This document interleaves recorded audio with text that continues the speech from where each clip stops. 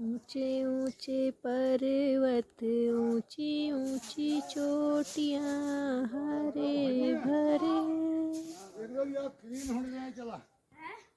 पहाड़ सुंदर दृश्य, सुंदर नज़ारा। गांव के बीच में है ये मंदिर। बहुत आनंदमय वातावरण। शहरन में गरम रहने लिया आइले स्वेटर पहनी बनैन पैर भी घूमनी। बढ़िया मौसम रो ठंडी हवा।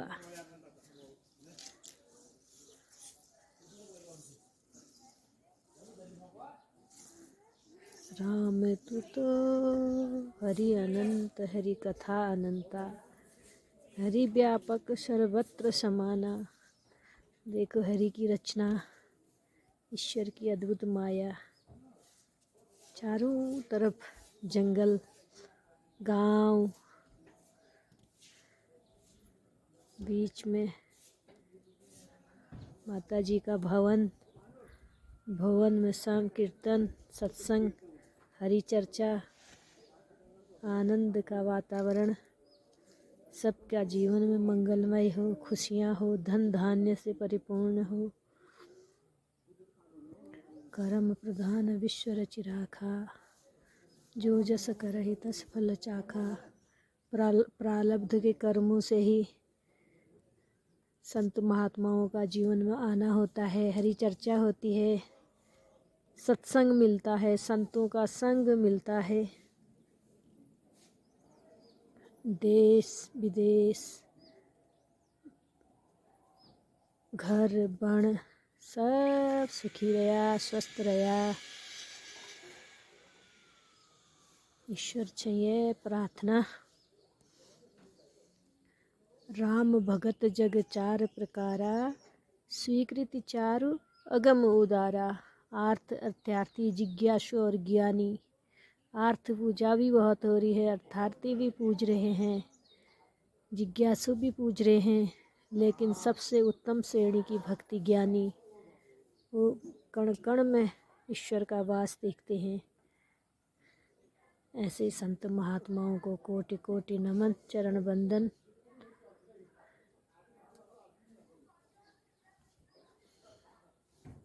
अब भरोसा भा हनुमंता, बिन हरि कृपा मिल ही नहीं संता।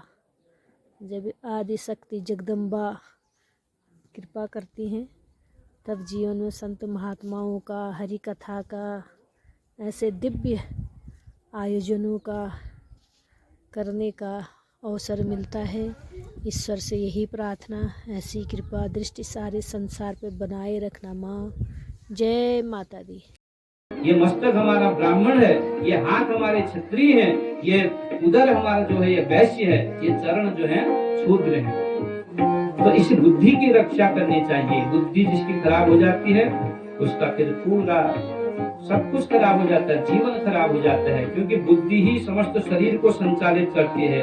मन वाणी कर्म सब नष्ट हो जाते हैं। इसलिए अच्छा भोजन करना चाहिए जिससे हमारी बुद्धि अच्छी बने रहे। अभक्ष्य भक्षण करेंगे, मद्यपान करेंगे, शराब पिएंगे तो बुद्धि खराब हो जाती है। बुद्धि नष्ट होने पर सब कुछ नष्ट हो जाता है। क्रोधात् भवति सम्मोह, सम्मोहात् स्मृति विभ्रम, स्मृति भ्रंशात् बुद्धिनाशो, बुद्धिनाशात् प्रणश्यति। ये भगवद गीता में लिखा हुआ है श्लोक। क्रोध व्यक्ति को कब आता है? जब उसका खान पान अपवित्र होता है, और खान पान अपवित्र होता है तो बुद्धि खराब हो जाती है। बुद्धि खराब होती है तो बुद्धिनाशात् प्रणश्यति, तो जीवन उसका फिर नष्ट हो जाता है। इसलिए बहुत सावधान रहने की आवश्यकता है। तो कलयुग बैठ गया राजर्षि परीक्षित के मस्तक पर। आज वन में चले गए जो इतने धार्मिक राजा, वही उनका मन विचार सब बदल गए और वन की ओर प्रस्थान करने लगे। घोड़े में सवार होकर के, हाथ में धनुष बाण लेकर के जानवरों को मारने के लिए जाने लगे। वन में चले गए, बड़े दूर तक पहुंच गए अपने राज्य से भी।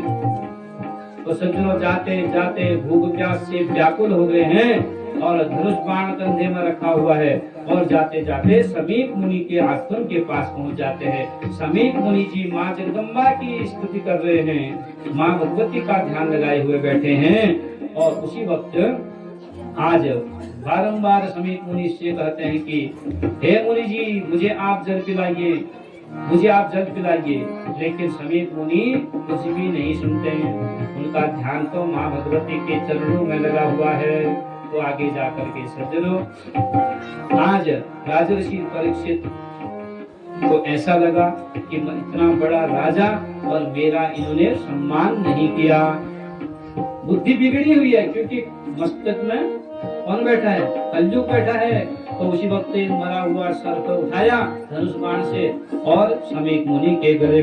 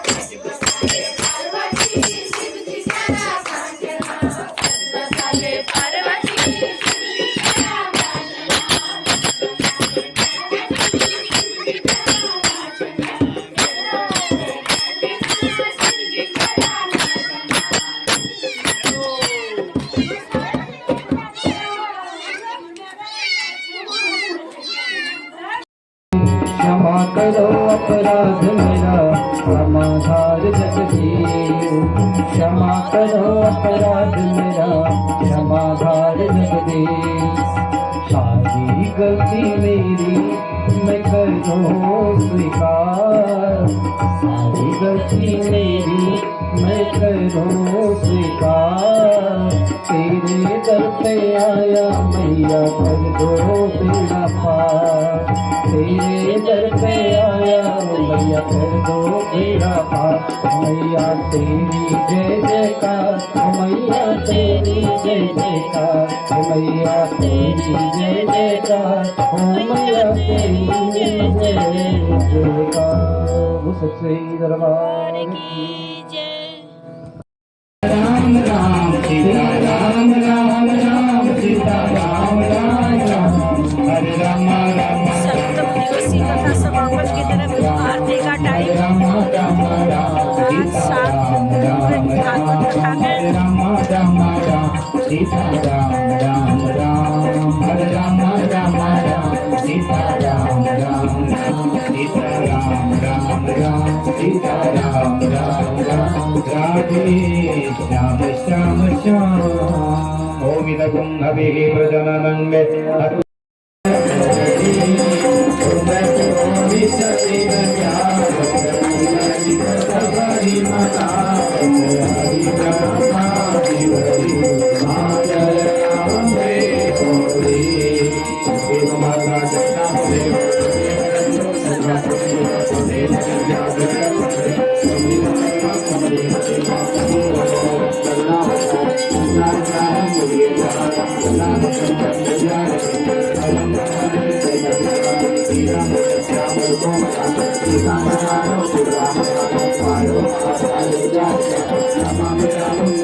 Thank you.